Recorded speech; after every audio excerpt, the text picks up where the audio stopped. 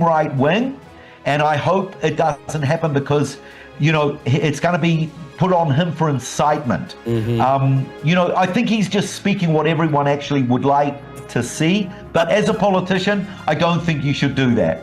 Yeah, you can think it, but maybe don't say it. All right. Aaron Lavarco, thank you, my friend. Aaron, brought to you by our foundation. Thanks, WorldviewFoundation.com helps.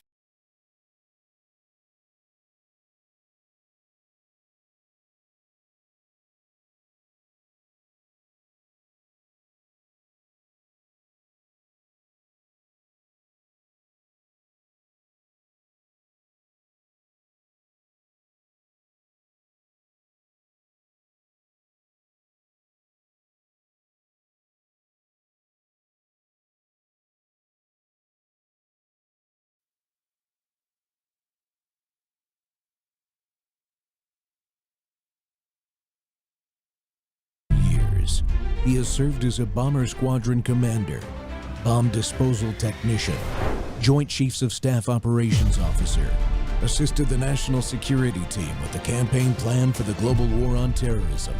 He authored the first theater nuclear war plan and served as the vice commander of America's largest airborne intelligence wing. Colonel Rob Maness is a true American hero.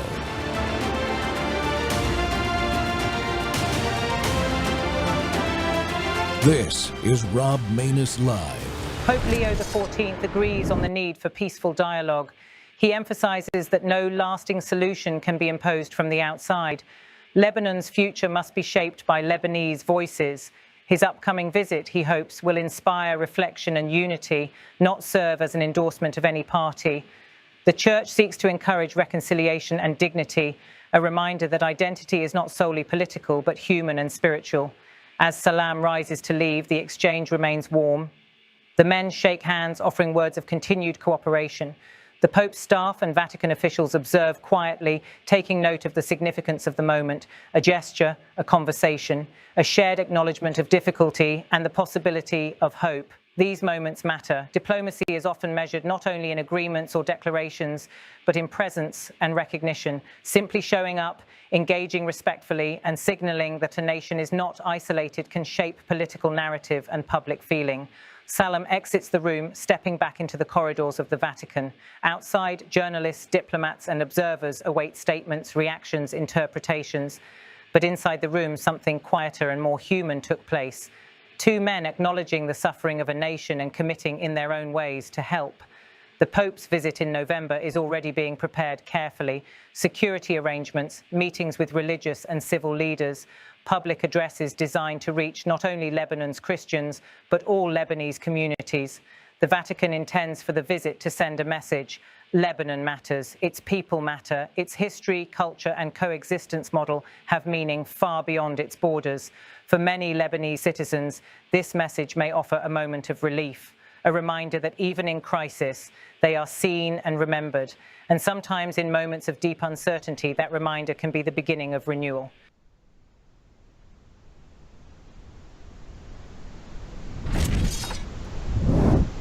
Welcome back to War Monday. The Rob Maness Show's live on Worldview Tube and our X Spaces simulcast. Yes, there is a war on Christians, and it's not just in the Middle East, folks, but that is a good start for the new Pope to lay down the gauntlet to protect all Christians by going to Lebanon and Turkey. The Lebanese Prime Minister Nawaf Salam met with Pope Leo at the Vatican, as you saw in the video, because Lebanon's got a deepening economic and political crisis. And their discussion focused on national stability, social hardship, and the Pope's planned visit to Lebanon. It's going to happen next week, I think, here at the end of this month. The Pope will also visit Turkey on this trip and celebrate the 1700th anniversary of the Council of Nicaea. Lebanon is impacted greatly also by the Syrian civil war because approximately 2 million Muslim refugees came there from Syria's civil war. But the war on Christians is much wider than just the Middle East. Even President Trump has threatened to use military force in Nigeria to stop the Islamist army of Boko Haram from committing genocide on its Christian population. But there could be another answer funded by the Vatican, and we'll talk about that in the last segment of the show. Well, CDM Press President And CEO L. Todd Wood is my guest today, and he's been reporting on the situation in Lebanon on the ground for many months. He's a former Special Operations Air Force helicopter pilot. As CEO of CDM Press, he's on a mission to report the truth, no matter how much it hurts, as America's free press should be, to protect our way of life. Todd, welcome back to the Rob Maness Show. Rob, thanks for having me on, man. Really love the show. Thank you. Hey, man, I appreciate you coming on. It's, you know, I have to ask you about this before I jump into the Pope going to Lebanon, though. And that is, did you see the bishops' video, the Catholic bishops in America's video about how America should be footing the bill for all these illegals around the world? I didn't see the video, but I didn't really want to. But I saw Tom Homan's response, and I think that was appropriate. The Catholic Church is just wrong. So no, I didn't see it. But should I have seen it? Was it worth watching? No, it wasn't worth watching. But Tom Homan's response was, "You got the right piece of it." So, but I just want to highlight that because as we talk about the Pope and any church, you know, there are two sides to every coin, folks. And the Catholic bishops and the Catholics, the church itself has been getting over $500 million a year by encouraging and assisting illegals to come into our country over these many years of the Biden and even the Obama administrations and some of the Trump administration the last time before they figured out what was going on with it. And that's what they're really talking about is we're losing our federal tax dollar funding, which you and I provide. Yeah, no kidding. Yeah. I think what's come out of all this, and I don't know if you want to have more of the monologue to talk about, but I want to talk about how the churches have become really, and not just the Catholics or the Protestants, but a lot of the church clergy, et cetera, have become nefarious actors in all this, and we can talk about that. Yeah, absolutely. So you've been, you know, last time we interviewed you, you were on the ground in Lebanon. You had been sequestered up in a monastery to keep you safe and everything. And we talked a lot about the Islam Christian demographic split in Lebanon now versus what it was in the past and those kind of things. But so the Pope's first real truly overseas visit is to Lebanon and Turkey as part of his first visit. And I think they're the first two stops, if I remember correctly. But it's very significant. Why is it significant that he's coming to Lebanon besides the mush that I read from the press release, I think, in the monologue for the Prime Minister of Lebanon? You know, I mean, the Pope is the leader of the Catholic Church. So well, you know, he ought to be talking Christian stuff, right? He ought to be. And it's a Maronite Catholic country. I mean, they're in full communion with the Vatican as far as the denomination, you know, the church is concerned. But you know, I'm a 60-year-old guy. I've been around the world like you. We've done a lot of things in our lives. I was ignorant as to what is really Lebanon is about until a year ago. And it blows me away. It's kind of like, you know, in 2020 when we got our eyes open to a lot of other things that have been going on. But that is the seat of Christianity. I mean, Jesus Christ walked there. I may have told you last time, I don't know if I played it, but I sat down with a young girl who was a refugee, not a refugee, she was fleeing Syria because she was a Christian and a lot of her family and her village were killed. And she was in hiding in Lebanon, in Beirut. And I met with her and she made me record her saying the Lord's Prayer in Aramaic. And there's only one village left, Malawa, I think it's called, in Syria that actually still speaks Aramaic, which is the language of Christ.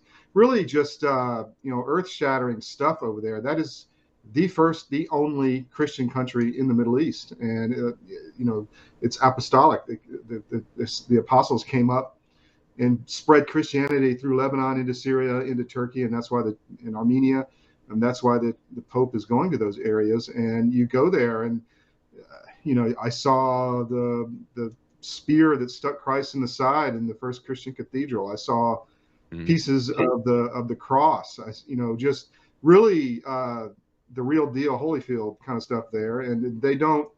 And I didn't know all of this. And I'm glad the Pope is talking about Lebanon because I've been saying we need it, because the Trump administration is not, unfortunately, or they are, but they're only talking about Hezbollah in the south, which is, you know, what Israel wants. I mean, fine, Israel needs security, but that whole Christian community has been attacked incessantly for 50 years. And it needs to stop, and we can stop it with just the bully pulpit. We don't need to put troops on the ground.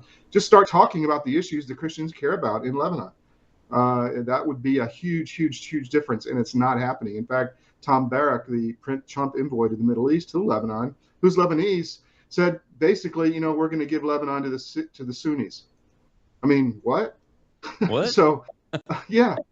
So I don't know what's going on in Trumpville, but we're trying to make it really clear that you need to start talking about the Christian issues in the Middle East. Oh, absolutely. Just like he weighed in on the Nigeria thing, which we'll talk to. I got to devote a whole segment at the end of the show to that, just because of how Eric Prince laid it out when I discovered Sure. it. But yeah. So the Pope, is he really coming to talk about, you know, keeping Christians together and unifying and stop persecuting them, or is he coming to do some interfaith, weak, squishy, glad handing? That's my question. Well, I don't know this new Pope. The old Pope would have had, would have had the Quran read in the cathedrals. So I don't. I've heard good and bad about this Pope. I can't. I don't know enough. I'm not Catholic to make a decision. Although I spent a lot of time with Catholics and Orthodox in the Middle East and in South Central Asia, the Turkey, Armenia, Caucasus area recently, and I know a lot about their plight. But I don't know. I've heard some good stuff about this Pope. I hope that the good stuff I heard, that he's actually trying to do the right thing, is true. But I really don't know enough to make a judgment on him, to be honest. But the Catholic Church itself, historically, in the last 100 years, has not been fighting for Christians. They've been fighting for something else. Call it globalism. Call it, at the end of the day, it's just the other team, and that's what I don't like. And we need to regain our churches. And it's going to start with the local level, with people not accepting the garbage that's been preached from the pulpits in a lot of the Protestant churches and the Catholic churches over the last, several decades. Yeah, that's one of the things that, it's important to know. You're not talking about just the Catholics. You're talking about Protestants and Catholics. We're a couple of Protestants, I guess, talking about the Pope and everything. But even those of us that aren't officially Catholics still recognize the Pope as one of the heads of the biggest churches, Christian churches in the world, and probably the most organized, the best funded, and he's a head of state because of that and everything. So I think most, I'm not going to say most Christians. This Christian recognizes that, and that it's important when he goes out and does something and leads his church bureaucracy to take up for Christians around the world. We could see a reduction of these persecutions, but that unfortunately is not what's happening. What about these nefarious actors you mentioned when we first came out of the monologue there, Todd? Well, obviously the Catholic Church has been focused on immigration, as you said, bringing in immigrants, the globalist agenda, essentially destroying Western civilization, which is built by Christianity, which gave the world the most hope, I would say, for a human form of government where people actually have a voice. That is what's being destroyed, and Christianity is behind that, and that's why they're going after the Easter worshipers, if you will, as Hillary called us. But I'll give you an example. For instance, in Armenia, the Pashinyan, the prime minister, was just in the White House signing a peace deal with Aliyev, the president of Azerbaijan. They've been fighting wars. Pashinyan, the Armenian PM, is a globalist. He allowed the Muslims to take over Nagorno-Karabakh, which is the ancient Christian kingdom between Azerbaijan and Armenia. And he signed this peace deal, and he's targeting the Apostolic Church in Armenia. I mean, and I'm talking targeting. I'm talking wanting to arrest the Catholicos. He's trying to, because that's like the Pope of this Armenian Apostolic Church. He's put 24 priests in jail, had them arrested. He's jailed the biggest what do you call it when somebody gives a lot of money? Philanthropist, who's actually Armenian, but he was living in Moscow, but he came to Armenia and tried to support the church, gave a lot of money, and they arrested him. He's still in jail. There are prisoners still from the war in Baku, in the capital of Azerbaijan. Trump mentioned it in the White House. They're rotting in jail. They were leaders of the Christian movement in Artsakh, the Nagorno area. And so all this is going on. They're trying to seize the capital of the church, which is Echmiadzin, which is where the first Christian cathedral was built. It's still there. I saw it. Christ, the spear that stuck Christ in the side is there. And this government is trying to destroy Christianity, just like they're doing in Ukraine and Romania, by the way, and other places. And this is where Lebanon comes in. We can talk about it's the same thing in Lebanon. But they are going after this church. And guess what? This week, Franklin Graham and another pastor, Tinney, I forget his first name, they have a prayer breakfast in Armenia with the prime minister, and everything's kumbaya and everything's great. And I'm like, what the heck is going on? I wrote about it. I mean, like, dude, you're shilling for people who are trying to destroy the faith. What the hell are you doing?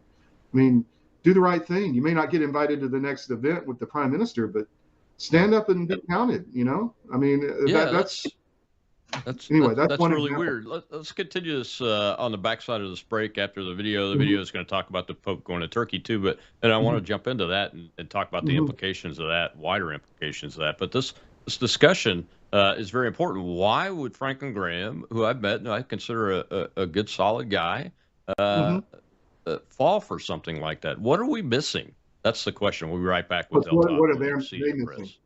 Yeah.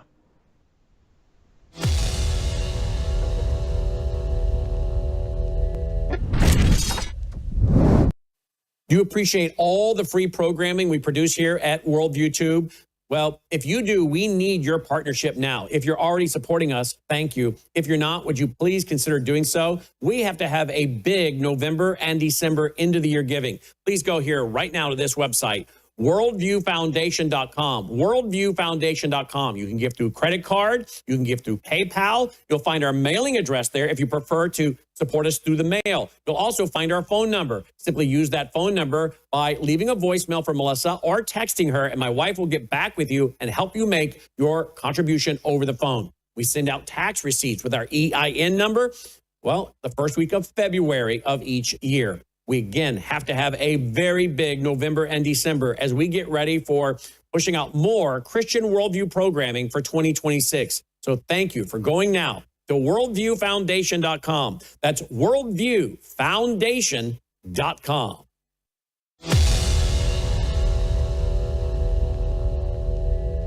Right, you cannot make this up. The first American Pope is visiting Turkey on Thanksgiving this year. Like, I'm not joking. Can somebody at least tell me that he chuckled when his secretary gave him this news? So this is exciting because it's the 1700th anniversary of the Council of Nicaea, which is where the church proclaimed and defended the fact that Jesus is fully God, divine, right? And so on this Thanksgiving coming up, let's remember the roots of our faith as Pope Leo goes on a trip back to a place that was so instrumental in forming what we believe. So let's keep him in our prayers as he prepares for this first trip. Welcome back to the Rob Maness Show. And yes, folks, there is a war on Christians and Christianity all around this world. And it's very important for our team, not just Catholics or the Catholic Pope, but our team, Christians.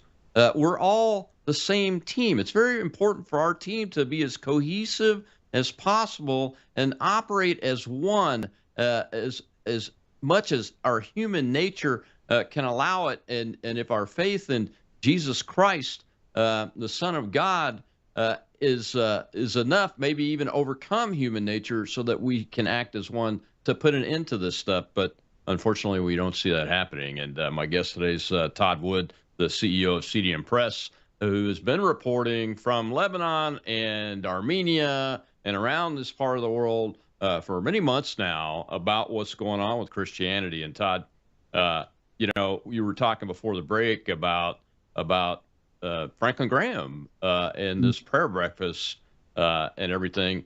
Now, is it a prayer breakfast? Were they attempting to do it? I've gone to the national one once before and actually met King Hassan of not Hassan, but the King of Jordan. While I was there, he was a speaker, one of the speakers and everything. Is it one of those where you're trying to bring people together for a common cause and maybe witness the gospel, or was something else going on? You mentioned that the prime minister is like trying to destroy Christianity. Well, the purpose that is stated is what you're saying. It's to bring people together and spread the gospel and proclaim Christianity and pray for the future. But really what it was about was to give cover to the globalist prime minister who's destroying the Christian state of Armenia. Let me give you an example. So Mount Ararat was taken from the Armenians by Turkey. It's the center of their view of the world. They believe, the ancient Armenian kingdom was there. It's where Noah's Ark was found, it allegedly. And I was just there, and it is really almost holy to the Armenian Christian faith. And so the prime minister, Pashinyan, takes Ararat off the national symbol of Armenia and puts another mountain across the country on and said, we got to be about this mountain now and not Mount Ararat. I mean, why would you do that? I mean, you're just trying to destroy the history, and that's what globalists do. It's like tearing down the Confederate statues, right? I mean, it's to get rid of any history so you can rebuild it in whatever image you want. And he's trying to do the same thing the Ukrainians have done, where you destroy the church, you take over the facilities, you put the priests in jail, and you build your own church. Because guess what? The Christians they believe in a higher power. They don't believe in the state. So if you want a globalist, evil, satanic state, you get rid of anything in the way, and that's Christianity, because you're not going to be able to control these people and their belief system. And the communists in China did the same thing. The Soviets did the same thing. So they're doing it in Armenia, the first Christian country ever. And we can talk about Lebanon. There's been a multi-decade attack on Lebanon in many ways. The most recent, and you mentioned the 2 million Christians that came in, or not Christians, Sunni refugees from Syria.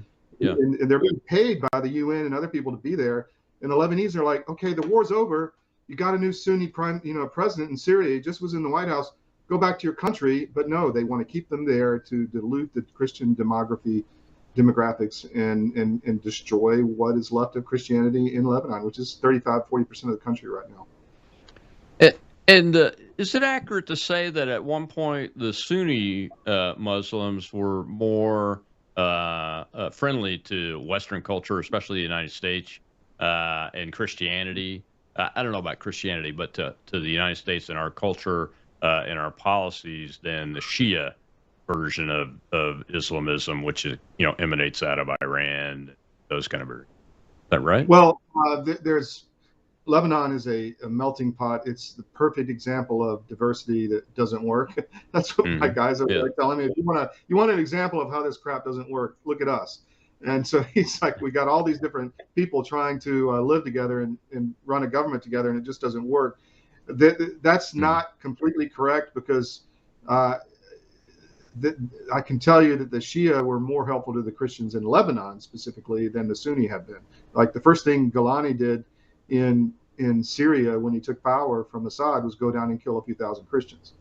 So and the Shia were helping to protect them. So the purpose behind my question was trying to peel the layer back a little bit to see the question of, well, why would we as a policy, the United States as a policy, be wanting to keep 2 million Sunni refugees in Lebanon when the guy in charge of Syria now is a friend, supposedly, and why not encourage them to go home? I agree, and we've been putting as much pressure as we can as a global network, but we're not huge, but we're impactful. We have influence. People listen to us. People read us, and I think the issue has to do with money, transactional politics. You look at Turkey, who's Sunni, who's very powerful in this region now. You look at the Gulf states, who are all Sunni. And you look at Iran, which is Shia, and they would, and I mentioned this, that their priority of the Trump administration is to prevent a Shia army from reestablishing itself in Lebanon after the Israelis, destroyed them essentially. I mean, they're still powerful, but they're not what they were. So that is their priority, and they're not talking about the Christians. And this is the same thing that's gone on over and over in Lebanon. In 1991, you and I were around during the Gulf War I. H.W. Bush went to Assad in Syria and said, if you join my coalition, you can have your way with the Christians in Lebanon. And he did. He joined the coalition. Bush didn't need him to defeat Saddam. But guess what? Assad goes in and 15-year war in Lebanon and destroys a lot of the Christian community. And that was done with the blessing of the United States. And it's happening again, in my opinion, and we can't let it happen. We have to be vocal about it. This Christianity needs, I met with the head of the Free Patriotic Movement in his home in Beirut, who's one of the largest Christian parties. And he said, this is the home of Christian, that we need to grow, keep our roots here. If we leave, we're not, it will be a historic lost for humanity. And so that is what they're trying to fight for. Yeah. So what is limiting him, the prime minister, from relocating those 2 million Syrian refugees out of Lebanon back to Syria? What's preventing him from doing that? Anything? You mean the Syrian president or the Lebanese? The Lebanese prime minister. I mean, Well, they're they in would his love country. to. I mean, it's a presidency, but he's beholden to the Trump administration, to the United States right now, and their focus is not on that. I mean, they're allowing, and Barrack said it. Tom Barrack said, who's Lebanese, but he's the Trump envoy, said, you know what, Christians are, they're never going to be really powerful here, so why don't we just let the Sunnis run it? I'm paraphrasing, but we have the article up on his site, and I was like, what are you talking about, dude? So that really blew me away, and it gave a good window into their mindset. They just want the Hezbollah issue dealt with. That's their primary concern. And mine, I'm saying, you got 2 million Maronite Catholics there who have been there for centuries. They've survived the Crusades. They've survived the genocide in Armenia. A lot of them are from that genocide, families that came down in the desert. And you got to take care of these people, man. You got to support this Christian way of life. And the churches are beautiful. I've been in them. I'm just screaming as loud as I can to get this message out. Yeah. So the head of Lebanon, the head of state in Lebanon, if he's too beholden to the United States, then what other recourse does the Christian party you mentioned have from their perspective on the ground? Are they able to arm themselves to protect their own communities, et cetera?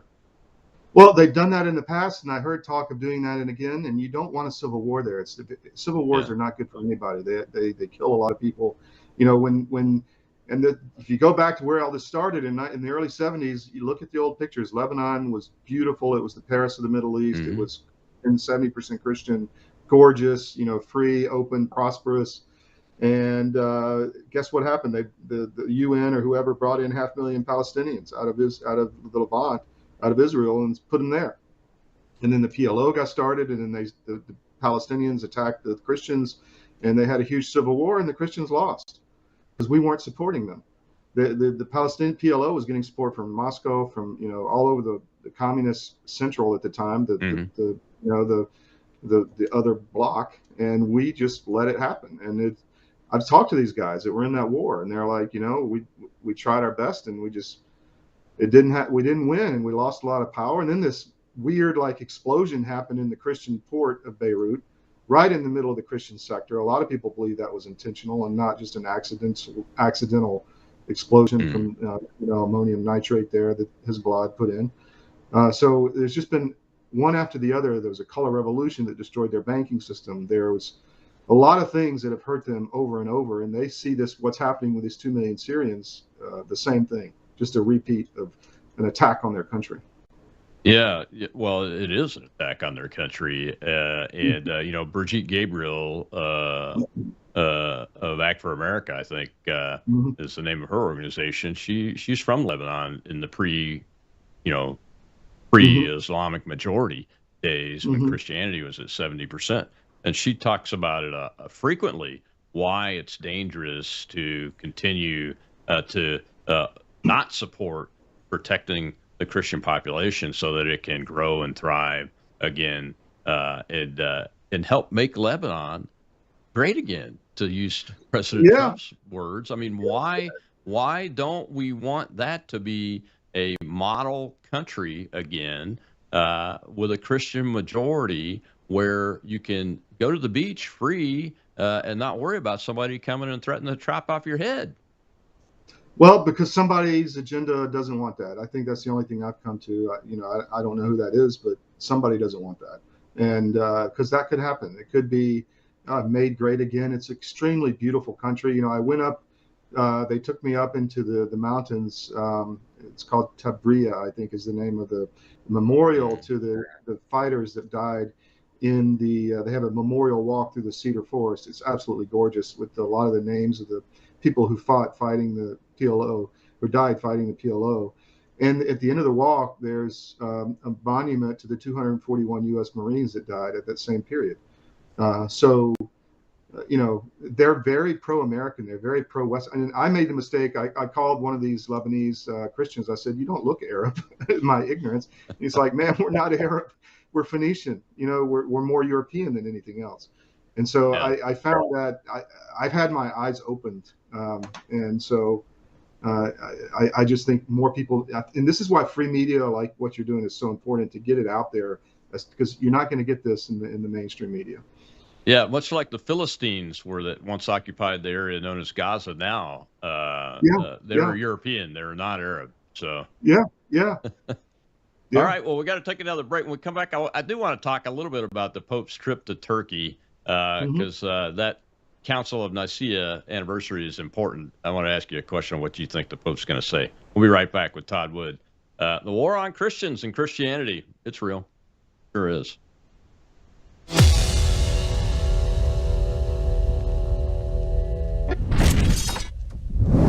News is moving faster than ever, and so are we.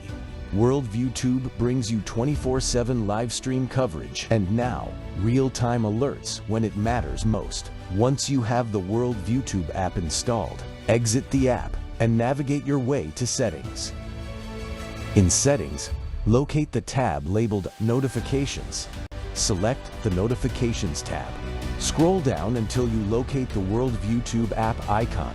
Select the tab, and here you can turn on and customize your notification experience for the Worldview Tube app. News doesn't wait, and neither should you. Turn on push notifications to stay informed. Every headline as it happens.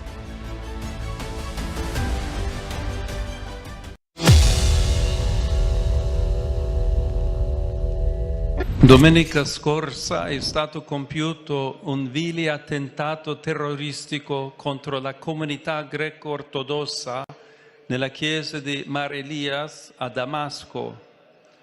Affidiamo le vittime alla misericordia di Dio ed eleviamo le nostre preghiere per i feriti e i familiari. Ai cristiani del Medio Oriente dico: vi sono vicino. Tutta la Chiesa vi è vicina. Questo tragico avvenimento richiama la profonda fragilità che ancora segna la Siria dopo anni di conflitti e di instabilità. È quindi fondamentale che la comunità internazionale non distolga lo sguardo da questo Paese, ma continui a offrirgli sostegno attraverso gesti di solidarietà e con un rinnovato impegno per la pace e la riconciliazione. Welcome back to the Rob Maness Show. That was Pope Leo. Unfortunately, the English version of it did not make up that. That's what happens when you do live television, folks. There is an English version. He was expressing his solidarity with the Christians that had been annihilated in Syria after the Civil War and the new government that we support now. We invited him to the White House, invited him to the UN, et cetera, et cetera. Former IQ guy, that's IQ, Islamic State in Iraq, that kind of person. It's unfortunate. But that was Pope Leo expressing his solidarity with the Christians that had been murdered and assassinated and massacred by Muslims in Syria after the Civil War. And he rightly said that, and we should be concerned about the wider war, even outside the Middle East. And my guest today is Todd Wood, the CEO of CDM Press, whose organization is global. It's not huge, but it's global, and it has the courage as an organization run by this man of courage to tell the truth, no matter how much it hurts. We've got to tell the truth, folks. Truth will set you free, as has been said many, many times, and that is a true statement. Todd, the Pope's going to Turkey to celebrate the 1700th anniversary of the Council of Nicaea. I hope, this is my heart of hearts as a military guy and a Christian, that he gets off the airplane and goes to a microphone and says something like, I'm calling on President Erdogan to reinstate the Sophia Hagia as the oldest Christian church, instead of the Muslim mosque that he's turned it into, but he won't, will he? I highly doubt it. I was just at the Hagia Sophia, incredibly beautiful. And you know what I noticed? And even my daughter, I brought, she's 17, I was there with her, and we're looking, it's been turned into a mosque. It's a beautiful facility, but you go inside and the kind of gaudy stucco that they painted over all the Christian frescoes is falling off. And underneath, the gold glitter of the Christian frescoes and the face of Christ literally is peering through behind all the plaster that's falling off. It's quite a stunning. And my daughter, who learned a lot on that trip, was just fascinated. And the other thing is the parking lot is just a den of thieves. I mean, you know, I went from Christian Armenia, where everybody's nice and, you know, trying to help you, and you go into Turkey, and the guy in the taxi is literally trying to rip me off within 10 minutes. And I'm like, I told my daughter, you see the difference. It's just a difference in culture. And I'm not downgrading Muslims. I'm just upgrading Christians, because I think we have something that has to be saved. And I saw that the parking lot around the Hagia Sophia is just filled with grifters and people trying to rip you off. And it's like the money changers in the temple. You know, it's really interesting. But what a beautiful spot! I would encourage anybody to go there if you get a chance. Christ would grab the whip. Yeah, I think. definitely. Sounds Definitely. like, yeah, which is always an option. Everybody thinks with the WWJD bracelets, thinks that everything is all goofy, lovey-dovey, and all that in this world, but that's not true. That's why that's in the Bible, and Christ did that, is because sometimes you have to grab the whip and get a little aggressive with evil. Yes. What it is, you know. And I think it's evil. I mean, it's one of the things that I'm concerned about with Turkey. And I hope the Pope does have a private conversation with Erdogan, is that he's trying to turn it into a theocracy, what was once a westernized state where you're free to worship, you know, and free to speak without threat of government force being used against you, no longer exists. He's turning it into an Islamist theocracy, and he has wider aspirations than just Turkey. And even Syria, right? Well, I think people need to see that it's a clash of the three Abrahamic religions. You've got Turkey in the Gulf states and Syria, their proxy state, that is spreading Sunni Islam as far as they can and gaining territory. You've got the Israelis very powerful in Jerusalem, and you've got the Christian remnant that is there. But it's really a epic battle again for that region. You know, there's other people talking about a Christian state, a real one being built in the Middle East. I would support that effort. I've been trashed on other shows for even bringing that up. And I'm sorry to cut in, but like, can y'all talk into the mic? Yeah, sure. Can you not hear me? Go ahead. Go ahead, Todd. Well, so, you know, you have, you mentioned Iraq and Syria and the destruction of the Christian population there. And that is very much a thing. They were wiped out in Iraq and Syria. And did you know that the Rwandan genocide, I never knew this, was majority against Christians? That the Tutsis, I think, that were killed, 700,000 of them or something, were all Christian? I didn't know that. I didn't know. So this is something that's been going on over and over and over. And we have to call it out and stop it. Yeah, well, let's talk about the Christian state. Wouldn't Lebanon be the likely choice since it naturally was that? You would think so. And I had, you know, I was on another competitor show and I brought that up and I got immediately squashed. Oh, the deep state would love that. They would build it up to a military, you know, they'd make so much money. And I'm like, well, okay, well, at least we'd have a place where Christians could survive in the Middle East. You know, I didn't see the argument. So I've spent time with these guys and they're like, look, we don't care if you're Protestant, Christian, Orthodox, whatever. You're Christian, you're on our team, and we want to, you know, we want to build this community. And so that I found it really interesting. And I sat down with, I'll give you a story. I was in Beirut and I got to see some nuns who fled a convent in Syria where a lot of them were killed and they were in hiding. And the Mother Superior and one other was there. And I sat down with them about 2 hours and the Mother Superior talked the whole time about what happened. And then the other nun was very quiet. And then at the end, we were talking about how all Christians should band together. And she looked at me and her face lit up like a rainbow. And it was really beautiful. And she said, he's preparing the way. He's coming. And I thought, wow, that's serious right there, So yeah, and the speech that I played at the beginning of this segment of Pope Leo, he is defending Orthodox Christians, not hmm Catholics, Eastern hmm Orthodox, which if you don't know the history, they split off from the Catholic Church, and that's significant that the hmm Pope is putting his bully pulpit behind that on the ground, hmm and he's going there, and I think he should try to meet with the new leader of Syria too. Just yeah, yeah. Let's put pressure on these have, people, right? yeah, Just yeah, say, don't do yeah, it anymore.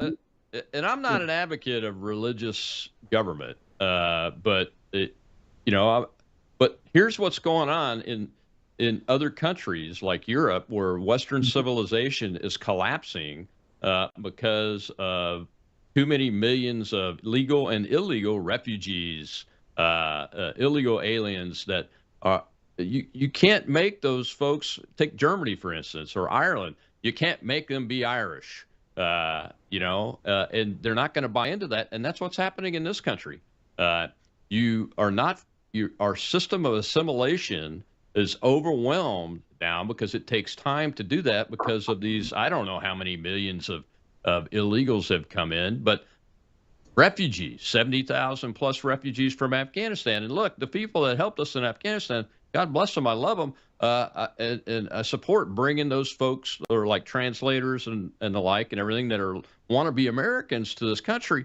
But when you overwhelm the assimilation process, you end up with tribes controlling different areas. And even, let's take, for instance, the Minneapolis, Minnesota mayor's race. We dodged a bullet because we enabled the extreme leftists, Fry, to get reelected, as opposed to the Somali Islamist that was running because of clan tribalism and clan opposition from other clans. Think about that. In today's America, you're having to navigate the Somali clan system in order to win an election in a major American city in the Minneapolis, Minnesota. And you have Mandami, who was just elected by people that just want to be able to raise a family and live on and have a good income in this country, but they see their government as opposing them, so they're going to vote for an Islamist Marxist who's an immigrant, albeit legal, refugee type from Uganda, an Islamist that is not going to and hasn't assimilated into the republic, the Republican form of government that is guaranteed at the national and state level in this country. And that is a problem. So eventually there will be people and groups of people that will start raising their voices about having a religious-based government in order to fight that if we don't take care of that business. Well, we have to. Supporting your own way of life and your own culture is not a bad thing. Just because you do that doesn't mean you want a religious government, as you said. You just want the ability to live the way you were taught and what you feel comfortable with. There's nothing wrong with that. Yeah, exactly right. Exactly right. And you mentioned Rwanda and those Christians that were massacred, genocide. And now we have, and this is why I'm confused. The president of the United States has told Nigeria, hey, we put you on a list now because Boko Haram is killing thousands and thousands of Christians. You see it every day. And I might even use military force, he alluded to put an end to this if you don't stop it in defense of Christians. But in Lebanon, you see nothing occurring, even though they're as persecuted or more in that country than they are in Nigeria. If the president's willing to put his voice and bully pulpit behind defending Christians in Nigeria, I would think that he would want to know about this, what's going on in Lebanon and Syria and Turkey, and put his voice behind protecting Christians there too. You would think so, and I went out against Sebastian Gorka the other day because he went to Lebanon and met with the president and said, the U.S. will be behind you disarming Hezbollah in the south. And I'm like, well, wait a minute, what does that mean? we'll be behind you. We're going to back you, I think was his word. What does that mean militarily? I mean, what does that mean? I mean, and do we want another war and American troops on the ground in Lebanon? I say no. Nobody's calling for that. So why did that happen? But on Nigeria, I've heard that what's happening to the Christians is not so like carved out and special, because it's happening to a lot of the different tribes. And I've heard that really what Nigeria is about is getting access to minerals on the ground. So I don't know. I hope their heart is in the right place, but exactly, we need some consistency here. If you're going to do it in Nigeria, then what about Armenia, and what about in Lebanon? Yeah, I mean, I'm not a fan of the United States going in militarily like you on the ground everywhere. It generally leads to more bad things than good. We got to take our last break. There is a way to do it without the United States doing it. Eric Prince has got a good idea. We'll talk about it on the backside of this last break, and the Pope would be involved. We'll be right back with Todd Wood.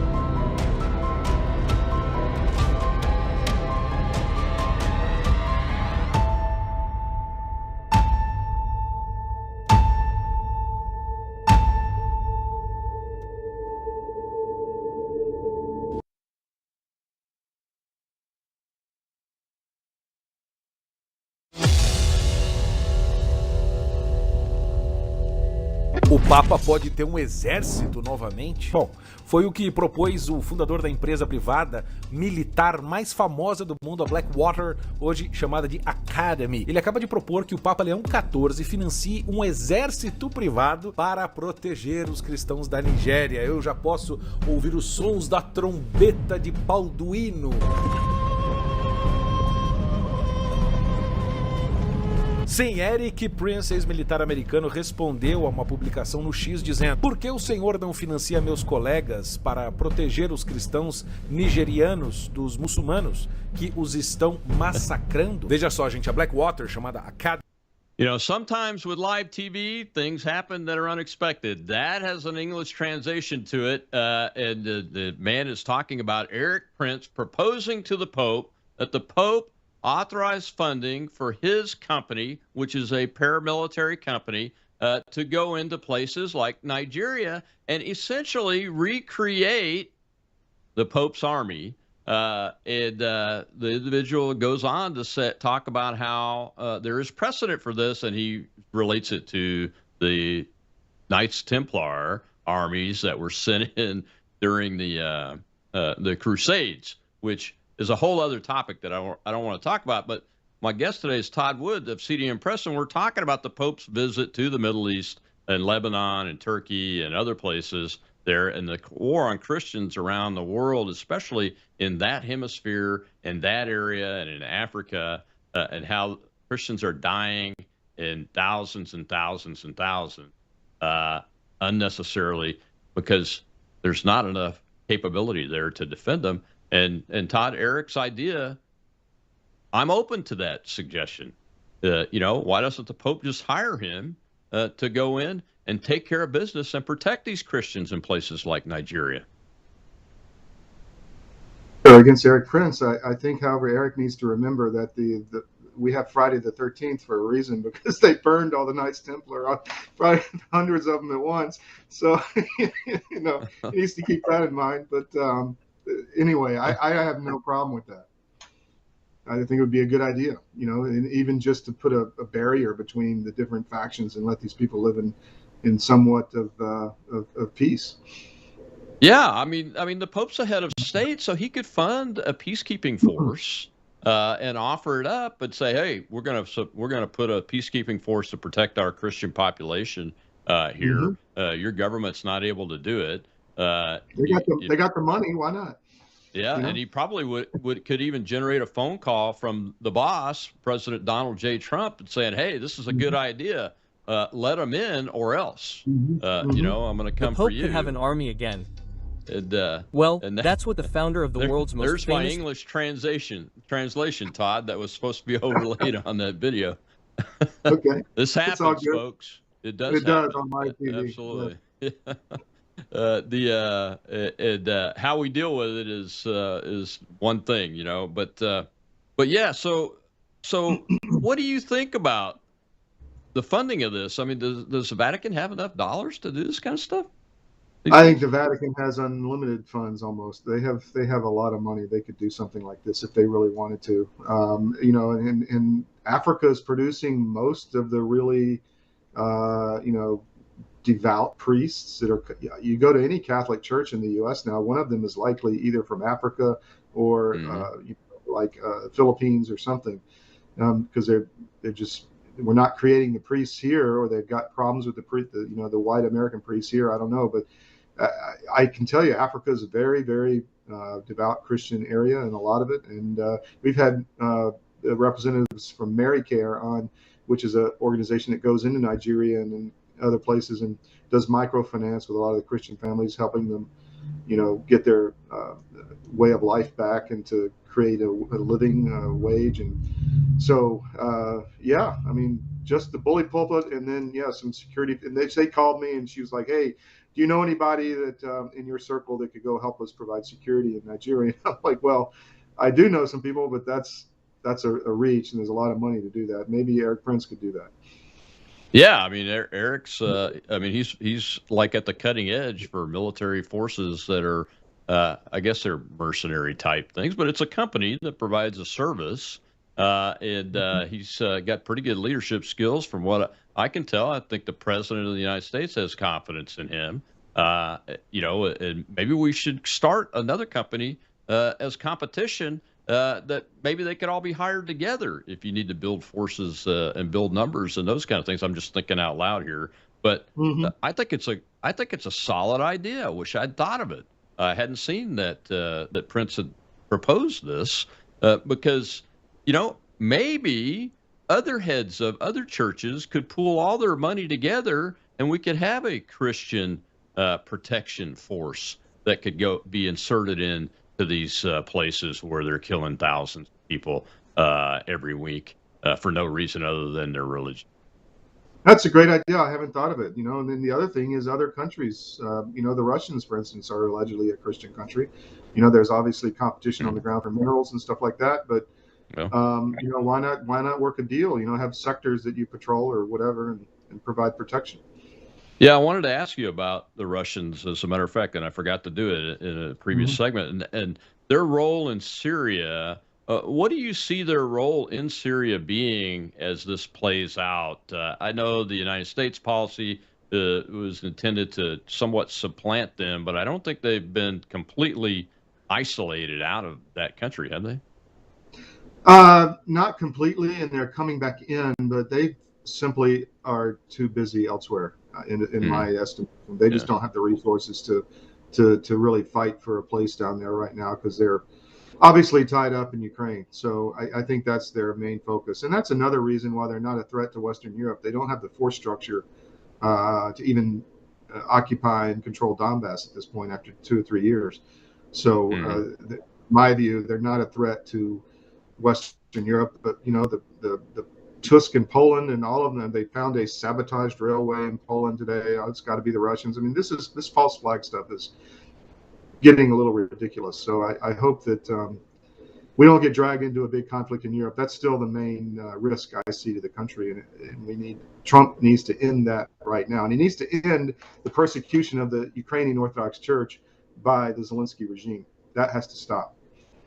Exactly right. And I asked about the Russians because they had a big footprint in Syria, but we also worked with them while Mhm. they were in Syria quite frequently. when we're talking about forces on the ground, et cetera. Of Mm-hmm. course, we did have to attack some of their mercenaries and kill them because they were threatening Mm-hmm. our forces once. But we worked with them on air forces, deconflicting airspace, those kinds of issues. And I don't know if we shared any specific intelligence or not, but in general, I know we communicated together. And if what is going on in Eastern Europe wasn't going on, the Russians could have probably played a significant role in peacekeeping or monitoring of all these various peace agreements that are going on. Not everywhere, but in places where they're accepted. Yeah, right. Yeah, sure. No, I think so.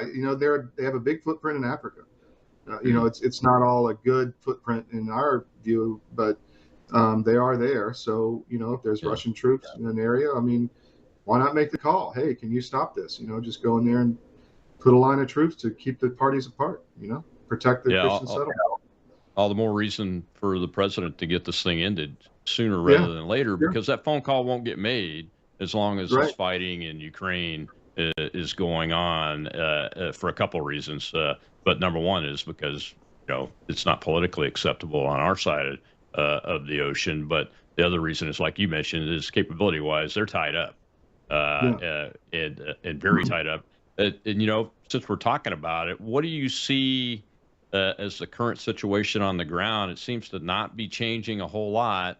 It's frontline, force on force, trench warfare-ish by modern 21st century standards, the drone on people issue, air attacks, and not a whole lot of movement that would break the logjam on either side of this, which I think that there is one. It's probably going to be Russian just because of the overwhelming amount of force on the ground they have. But what do you see as the immediate future over the next couple of months? Is there any hope that the president will be able to get these folks to the peace table, or is it going to continue like this?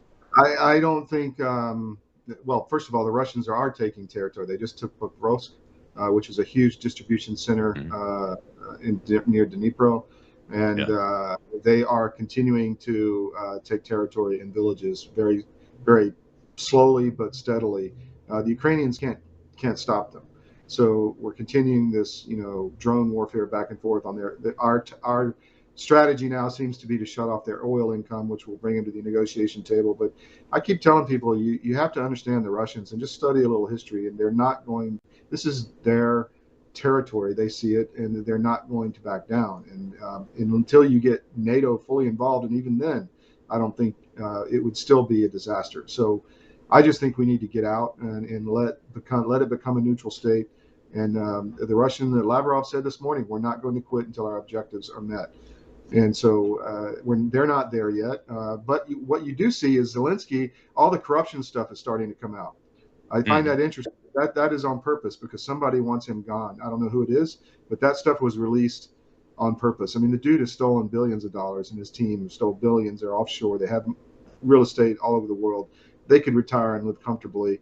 Maybe they need to worry about a thief in the night coming to take them out, but they've stolen a lot. They're criminals. It's organized crime. They're destroying the church.